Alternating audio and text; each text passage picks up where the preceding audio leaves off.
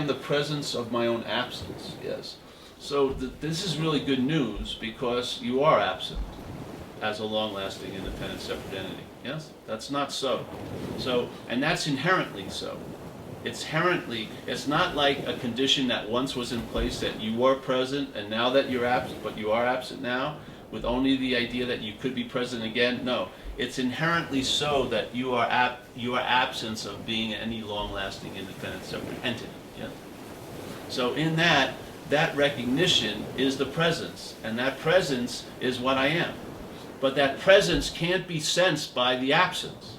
When the absence seems present, the presence seems absent. Yeah? When the absence takes a sense of presence, which is obsession with self, yes? Your interest and attention is fueled up by this idea of being self. When that inherent absent takes a seeming presence, what's truly present can seem to be absent to it. Yeah? The dilemma is people want to be there when they experience their own absence. It's an impossibility. You as an absence is never going to be there at the experience of absence. Yeah? What's going to be there is the always presence. Yeah? And in that recognition, you realize your inherent absence. You know the problem by the solution.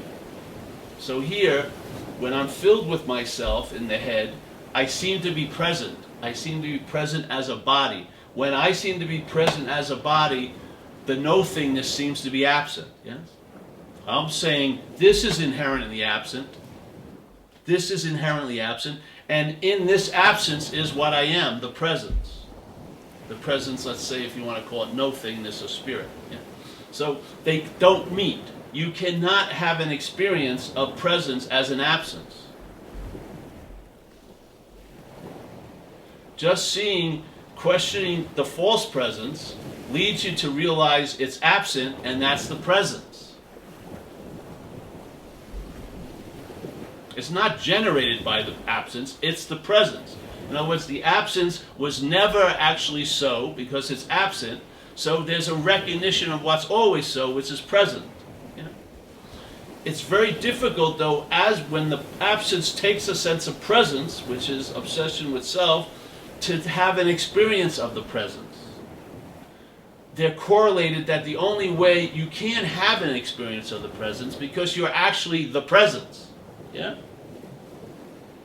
You would have to be the absence to have an experience of the presence. So while we want to have an experience of the presence, the absence has to seem to be present. That makes the presence seem to be absent. Yeah. And there's no way around that little trick.